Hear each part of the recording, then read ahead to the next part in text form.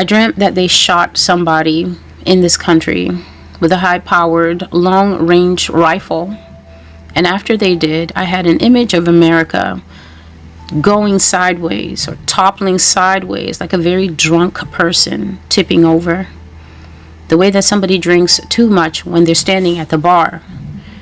And eventually, when they take in enough alcohol, the drinks hit them all at once. And they just slump over and they collapse in a weak heap right off their bar stool. Or they can fall in slow motion in a weak collapsed bundle right from on their feet when the alcohol hits them while standing. That's the image that I had when this person got shot. When that man got shot, America just slid to the ground like a drunkard who lost the battle. And the noise and the pandemonium that followed was like someone opened fire in a grocery store that was full of pets and children, two of America's favorite things. There was an open-barreled fury in the country when it happened. But I saw that for the most part, people were sick. Sick. They could not function properly, and I saw a lot of people like they were broken.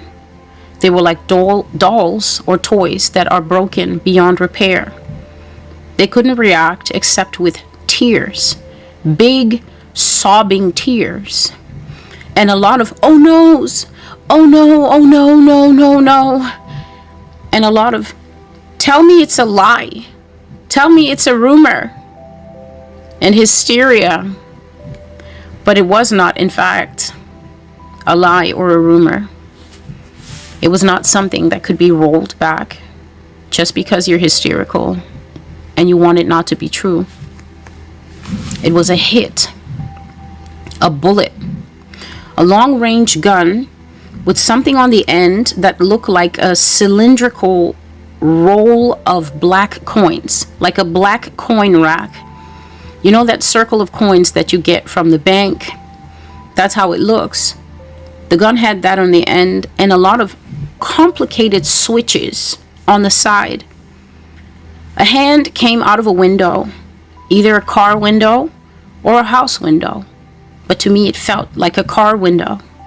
Adjusted switches and then shot a person that I did not see. And then the gun was pulled back in the window and it rolled up so that you couldn't see there was ever a gun poking out of there. It felt like tinted windows. Come down and shoot, and then roll the tinted windows back up so that you couldn't see that the barrel of a gun had ever come out of there. I did not see the aspect of or the perspective of the one who got shot, only from the shooter's perspective.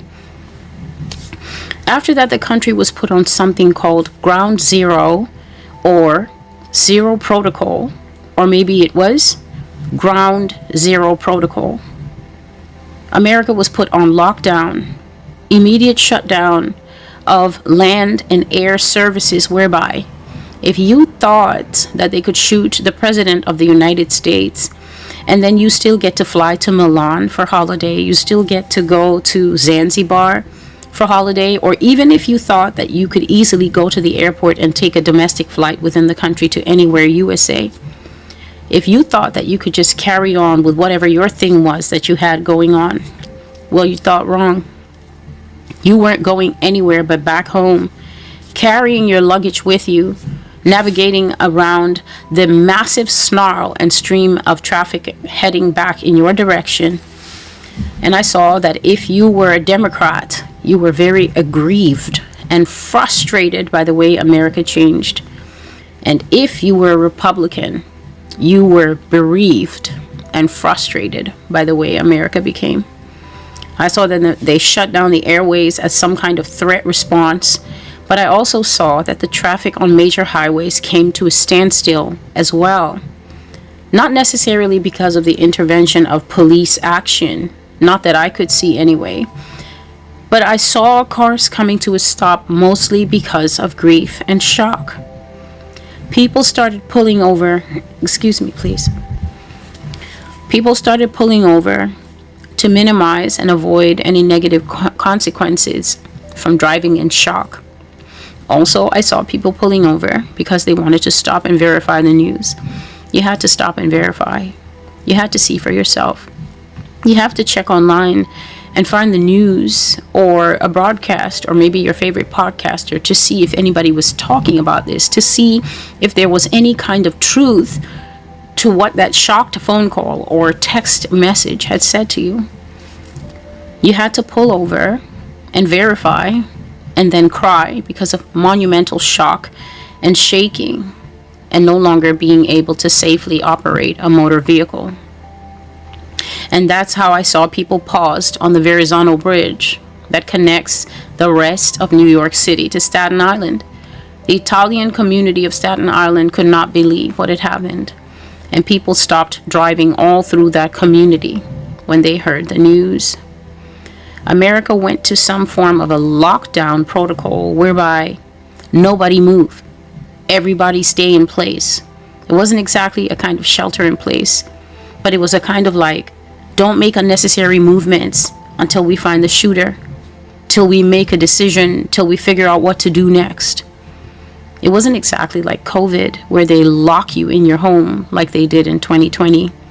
It was more a kind of bare bones rules. Bare bones rules operation came into America. Just the bare bones. Just until we find out what to do next.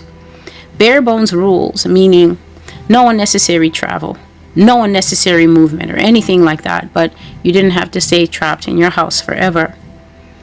America just shut down. Paused is the best word to use.